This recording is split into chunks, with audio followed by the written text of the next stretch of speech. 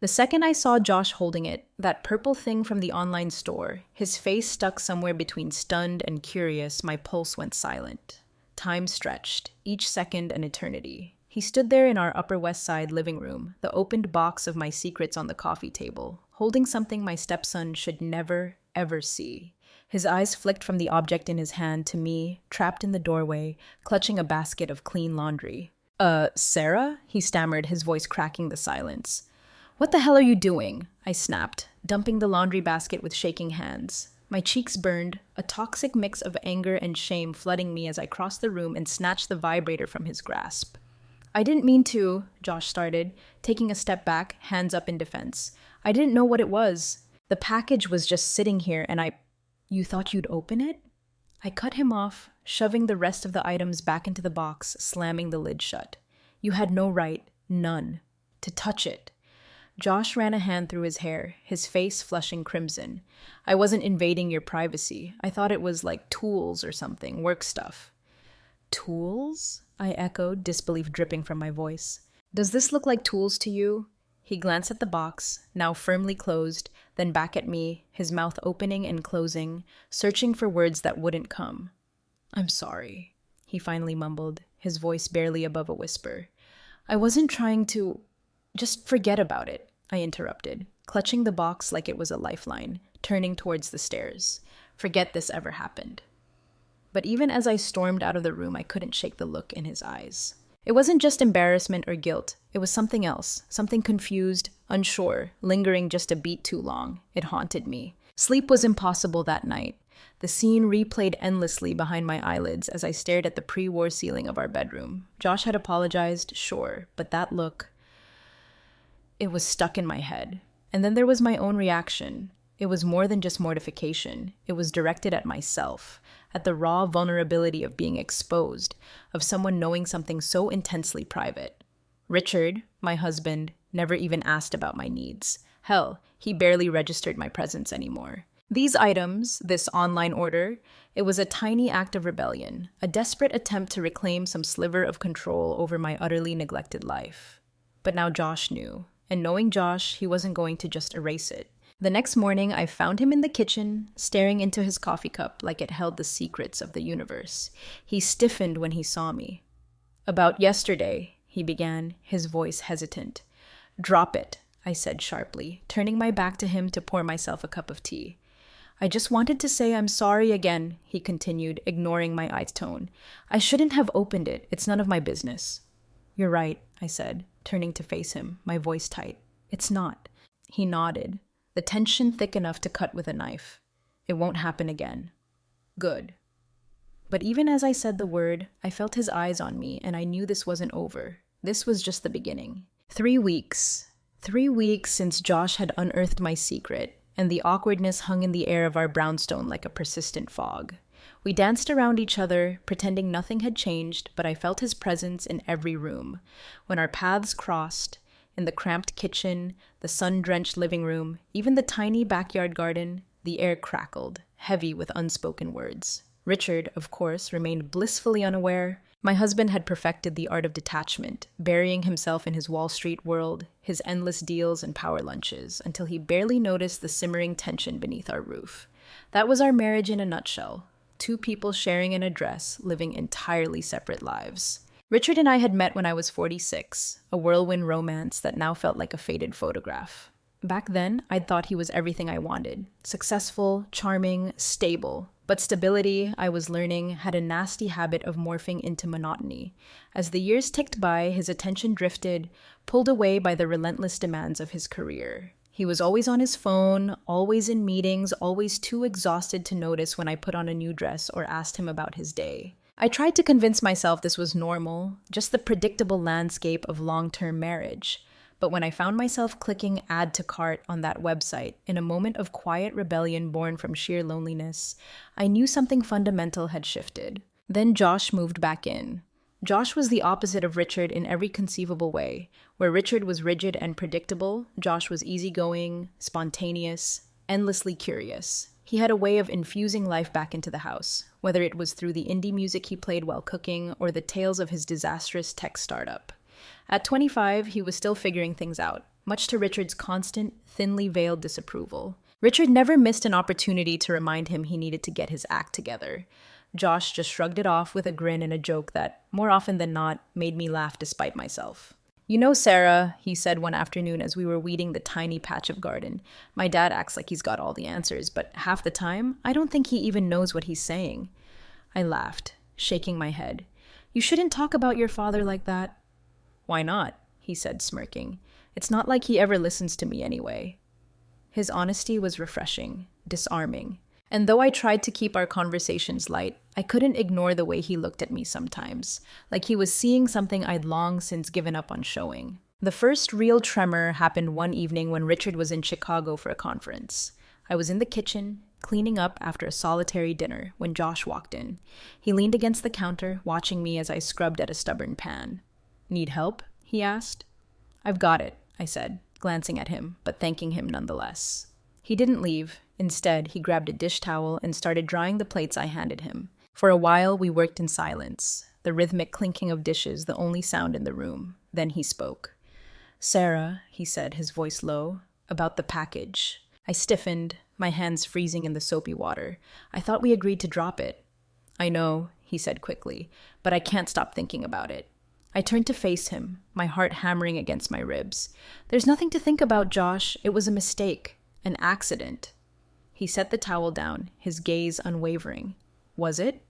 "Yes," I said firmly, though my voice wavered. He took a step closer, his eyes searching mine. "You don't have to pretend with me, you know. I see how he treats you. How lonely you are." My mouth opened, but no words came out. The weight of his words hung in the air, suffocating. For a moment, I couldn't breathe. "You deserve more," he said softly. I shook my head, stepping back. This conversation is over. But as I walked out of the kitchen, I couldn't ignore the tightness in my chest. Not fear, but something far more dangerous. The tension escalated after that night. Every glance, every accidental brush of hands felt like a live wire. I found myself actively avoiding Josh whenever possible, but it was futile. He was everywhere, in the kitchen, in the garden, even in my dreams. One afternoon, I was folding laundry in the guest room when he appeared in the doorway. "Sarah," he said, his voice quiet. I looked up, my hand stilling over a linen towel. "What is it?" He hesitated, leaning against the doorframe. "Do you ever think about leaving?" The question caught me completely off guard. For a moment, I was speechless. "Leaving? This house? Your dad? All of it?" he clarified, his tone measured. I shook my head, forcing a brittle laugh. "Where would I go?" "Anywhere," he said, his eyes locking onto mine. "You don't have to stay here if you're not happy." His words sent a jolt through me, and I looked away, focusing on the towel in my hands. "It's not that simple, Josh." "Maybe it is," he said softly. When I finally looked up, the intensity in his gaze took my breath away. And in that moment, I knew I was standing on the precipice of something irreversible. It happened on a stormy New York night, the kind where the rain lashed against the windows of our brownstone and the city noise seemed to fade into a muffled hum. Richard had called earlier to say he'd be working late again, leaving just Josh and me in the living room with the television flickering in the background. He was sprawled on the couch, his long legs stretched out, while I sat in the armchair, a book open in my lap, pages unread. The tension between us had been building for weeks, and tonight it felt unbearable. "You don't have to keep pretending, you know," Josh said suddenly, his voice cutting through the silence. I looked up from my book, startled. "Pretending?" "That you're okay," he said, sitting up now, his eyes fixed on mine. "That everything in your life is fine. It's not." I set the book down, my heart racing. "I don't know what you're talking about." "Yes, you do," he said, his tone softening but insistent. "You don't have to lie to me, Sarah. I see you. I've always seen you." His words hung in the air, heavy and charged. For a moment, I couldn't breathe. "This is inappropriate," I said, standing abruptly. "I think you should—" "Why do you do that?" he interrupted, standing as well. "Do what?" I asked, my voice trembling. "Push people away," he said, stepping closer. "You deserve to be happy, Sarah. You deserve to feel alive." I shook my head, backing away. "This is wrong, Josh. You know that." "Is it?" he asked, his gaze steady. "Because it doesn't feel wrong to me." Before I could respond, he reached for my hand, his touch sending a shockwave through me. "You don't have to be afraid," he said softly. "Not with me." And then he kissed me. The first kiss was tentative, hesitant, as if he was waiting for me to pull away. But I didn't. I couldn't. When we finally broke apart, my heart was pounding, and I stared at him, speechless. "We can't do this," I whispered, though the words sounded hollow even to my own ears. "I know," he said quietly, "but I don't regret it." Neither did I, though I didn't say it aloud. Instead, I turned and fled the room, my mind spinning. The days that followed were a blur of stolen glances and whispered confessions. We tried to act normal when Richard was around, but the air between us was thick with unspoken desire. One afternoon, I was making lunch in the kitchen when Josh appeared behind me, his presence sending a shiver down my spine. "Sarah," he said, his voice low. I turned to face him, my breath catching at the look in his eyes. "What is it?" He didn't answer. Instead, he stepped closer, his hand brushing against mine. "We shouldn't," I said, though my voice lacked conviction. "I know," he replied, his gaze never leaving mine, "but I can't stop thinking about you." Neither could I. The affair escalated quickly. It was like a dam had burst, and there was no stopping the flood. One night, while Richard was away in Boston, Josh and I found ourselves in the dimly lit library. I was pretending to organize the bookshelves, though my hands trembled with every book I touched. "Do you ever feel trapped?" he asked, breaking the silence. I looked at him startled. "What do you mean?" "Like you're living someone else's life," he said, his voice quiet. I hesitated before nodding. "All the time." He stepped closer, his gaze intense. "You don't have to stay here, Sarah. You don't have to stay with him." "I don't have a choice," I whispered, tears welling in my eyes. "There's always a choice," he said, his hand reaching for mine. His touch was gentle, reassuring, and before I knew it, I was in his arms, his lips capturing mine in a kiss that left me breathless. We were careful, or at least we tried to be, but the secrecy only amplified the thrill. One afternoon, while Richard was at the office, Josh and I were in the backyard garden, hidden behind the overgrown rose bushes. I laughed as he fumbled with a pair of pruning shears, his hand brushing against mine. "You're terrible at this," I teased. "Maybe I just like the company," he said, his tone playful. The moment shifted. He stepped closer, his hand lingering on mine. "Sarah," he murmured, his voice barely audible. Before I could respond, his lips were on mine, and for a moment, the world outside the rose bushes vanished. But as exhilarating as our affair was, it was fraught with danger. One evening, while Richard was out with clients, I found myself in Josh's room. We were sitting on his bed, talking in hushed tones, when we heard the unmistakable sound of Richard's car pulling into the driveway. My breath hitched. I scrambled to my feet. Josh grabbed my hand, his expression serious. "Go. I'll cover for you."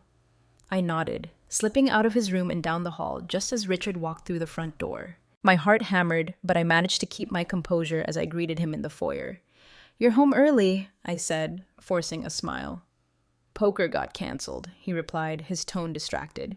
"Where's Josh?" "In his room, I think," I said quickly, praying he wouldn't notice the flush creeping up my neck. Richard nodded, heading towards the kitchen. I let out a shaky breath, relieved we'd narrowly averted disaster. But we couldn't avoid it forever. The closer Josh and I became, the harder it was to conceal. Deep down, I knew it was only a matter of time before everything imploded. Secrets, I was learning, have a way of unraveling, no matter how tightly you try to hold them. The weight of them pulls at the fabric of your life until everything begins to fray. For weeks, Josh and I had convinced ourselves we were in control, but the cracks were beginning to show. It started subtly, with Olivia, Richard's business partner. Olivia had a knack for dropping by unannounced. "Olivia's here," Richard announced one Saturday afternoon, his voice echoing through the house as I stood in the kitchen, preparing lunch. I froze, the knife in my hand hovering over the cutting board. Olivia had a reputation for being nosy, and the thought of her snooping around sent a chill down my spine. "Tell her I'll be right out," I called back, forcing my voice to remain steady. When I walked into the living room a few minutes later, Olivia was perched on the edge of the couch, her sharp eyes scanning the room like a hawk. "Sarah," she said with a smile that didn't quite reach her eyes. "So good to see you." "You too, Olivia," I replied, sitting down across from her. She leaned back, crossing her legs. "Richard tells me Josh has been staying with you. How's that going?" "Fine," I said quickly. "He's been a big help around the house." "I'll bet," she said, her gaze lingering on me for a fraction of a second too long. "Must be nice having someone around while Richard's at work all the time." The implication hung heavy in the air, and my chest tightened. "We're just glad we can support him while he figures things out," I said, keeping my tone light. Olivia's smile widened, but her eyes were cold. Of course. That evening, I told Josh about the encounter. She knows something, I said, pacing the length of the living room as he sat on the couch, watching me. She's guessing, Josh replied, his tone calm. She doesn't have anything concrete. She doesn't need anything concrete, I shot back. She just needs Richard to start asking questions. Josh stood, crossing the room to place his hands on my shoulders. We'll be careful, Sarah. She can't prove anything. His touch was meant to be reassuring, but the knot of fear in my stomach refused to loosen. Then there was Matt, Josh's childhood friend, who had recently moved back to the city. He showed up one afternoon while Richard was at work, his arrival unexpected but not entirely surprising. Matt, Josh said, his voice genuinely surprised as he opened the front door. Thought I'd stop by, Matt said with a grin, clapping Josh on the shoulder. Catch up for a bit. I was in the kitchen when they walked in, and the sight of Matt made my stomach churn. He had a shrewdness about him, a perceptiveness that made me deeply uneasy. Sarah, he said, his grin widening as he saw me, still as lovely as ever. Matt, I replied, forcing a smile. It's been a while. Josh glanced at me, his expression unreadable, before turning back to Matt. Let's catch up outside, he said quickly, steering his friend towards the backyard patio. But even from the kitchen window, I could hear snippets of their conversation. She's different than I remember, Matt was saying. Don't start, Matt, Josh replied, his tone warning. Relax, Matt said, laughing. I'm just saying you've been spending a lot of time here, haven't you? What's your point? Josh asked, his voice tight. Nothing, Matt said, though his tone suggested otherwise. Just be careful, man. People talk. The tension in the house was reaching a breaking point. Richard was growing more distant, more suspicious. Olivia's visits were becoming more frequent, and Matt's probing had left Josh on edge. One evening, while Richard was out with Olivia at some industry dinner, Josh and I were in the library, our usual refuge. We can't keep this up, I said, my voice trembling. We've been careful, Josh said, though even he sounded unconvinced. Not careful enough, I replied, pacing the room. Richard's starting to notice. And Olivia? Olivia knows something. Olivia doesn't know anything, Josh interrupted, his tone firm. She doesn't have to, I said, my voice rising. She just has to say the right thing to Richard and everything will fall apart. Josh stood, crossing the room to take my hands in his. We'll figure it out, he said softly. We always do. I desperately wanted to believe him, but the weight of our secret was becoming suffocating. The breaking point arrived just 2 days later. Richard came home early from work, his expression thunderous as he walked into the house. I was in the kitchen, cleaning up after lunch, when he appeared in the doorway. We need to talk, he said, his tone glacial. I set down the dish I was holding, my heart pounding in my chest. What's wrong? I had lunch with Olivia today, he said, crossing his arms. She told me some interesting things. My stomach plummeted, but I forced myself to remain calm. Like what? Like how you and Josh have been spending a lot of time together, he said, his eyes narrowing. More than usual. He's my stepson, Richard, I said quickly. Of course we spend time together, he lives here. Don't play dumb, Sarah, he snapped. Olivia thinks there's something going on, and now I'm starting to wonder if she's right. My mouth opened to respond, but no words came out. The weight of his accusation hung in the air, and for the first time I felt utterly trapped. That night, I found Josh in his room packing a duffel bag. What are you doing? I asked, my voice trembling. Leaving, he said shortly, not looking at me. You can't, I said, stepping closer. I have to, he replied, his voice breaking. It's only a matter of time before he finds out, and if he does... He trailed off, shaking his head. I won't let him hurt you, I said, tears stinging my eyes. Josh turned to face me, his expression softening. You can't protect me, Sarah, not from this. Before I could say another word, he pulled me into his arms, holding me tight. I'll call you, he whispered, and then he was gone. For the first few days after Josh left, the brownstone felt impossibly empty. I went through the motions, cleaning, cooking, pretending to watch Netflix. But every corner of the house seemed to echo with his absence. Richard, oblivious as ever, seemed to interpret Josh's abrupt departure as a sign of his son finally growing up and taking responsibility. But I knew better. Josh had left to protect us, or at least to protect me. But secrets, I was learning, have a way of clawing their way back to the surface, no matter how deep you try to bury them. It began with Richard acting even stranger than usual, more withdrawn. But it wasn't his typical preoccupied distance. He wasn't holed up in his study or glued to CNBC. Instead, he spent hours on his laptop in the evenings, always snapping the screen shut whenever I walked by. One night, after he'd gone to bed, I crept into the study and switched on his computer, driven by a desperate curiosity to know what he was hiding. What I found sent a shiver of dread down my spine. Dozens of emails between Richard and Olivia. The subject lines were innocuous, but the tone was unmistakably conspiratorial. Olivia, I'll dig deeper and see if anyone else noticed anything. Let me know what you find. I'm starting to think I was blind to all of it. The implication was sickeningly clear.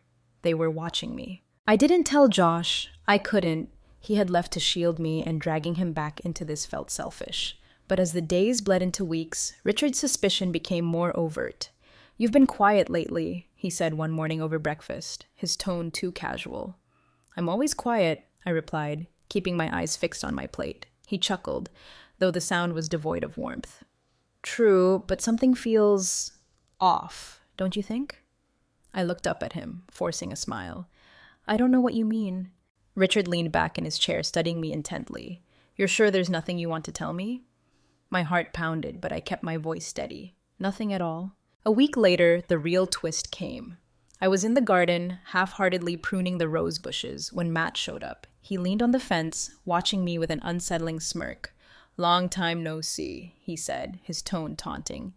What do you want, Matt? I asked, not bothering to hide my irritation. Just checking in, he said, shrugging. Josh has been staying at my place, you know. My blood ran cold. He has? Matt smirked. He didn't tell you? Interesting. And I set down the pruning shears, my patience evaporating. Is there a point to this visit, or are you just here to waste my time? His smirk faded, replaced by a more serious expression. Olivia came to see me, he said bluntly. The blood drained from my face. What did she want?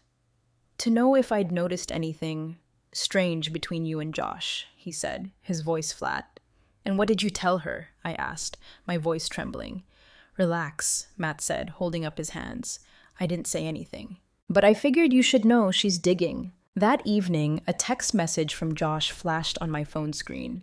I think Matt knows something. Be careful. I stared at the message, my hands shaking. If Matt was talking to Olivia, it was only a matter of time before Richard confronted me again. It happened sooner than I expected. Richard came home early one afternoon, his expression cold and unreadable. He found me in the living room folding laundry and sat down across from me without a word. Richard? I asked, uneasy. Olivia told me something interesting today, he said, his voice dangerously calm. I sank onto the sofa, the laundry basket slipping from my grasp, my heart hammered. What did she say? She said she overheard Matt talking about you and Josh, he replied, his gaze piercing, about how close the two of you had gotten. That's ridiculous, I said quickly, though my voice wavered. Is it? Richard asked, leaning forward. Because I've been thinking about a lot of things lately. How Josh moved in, and suddenly you seemed different, happier, distracted. I shook my head, my chest tightening. You're imagining things, Richard. Am I? He snapped, his voice rising. Because I don't think I am, Sarah. I think there's something you're not telling me. I stood, my hands trembling. You're being paranoid. Am I? He repeated, standing as well. Or have you been lying to me this whole time? My mouth opened to argue, to deny it all, but before I could speak, the doorbell rang. I wasn't prepared for who was standing on the other side of the door. Josh. Josh, what are you doing here? I whispered, my heart leaping into my throat as I stepped outside, pulling the door almost closed behind me. I had to see you, he said, his expression strained. Matt's been acting weird. I think he's trying to set you up. Richard already knows something, I said, my voice shaking. He confronted me just now. Josh's jaw tightened. Then we need to tell him the truth, before someone else does. You don't understand, I said, my eyes filling with tears. If he finds out... Sarah? Richard's voice called from inside. I turned, panic flooding through me. What's going on out here? Richard asked, stepping onto the porch, his eyes flicking between me and Josh. I could see the pieces clicking into place in his mind. Richard, I can explain, I began, but he held up a hand, cutting me off. You don't need to, he said, his voice cold. I've heard enough. The confrontation that followed was explosive. Richard demanded answers, his voice booming through the house as he accused me of betraying him, of destroying everything.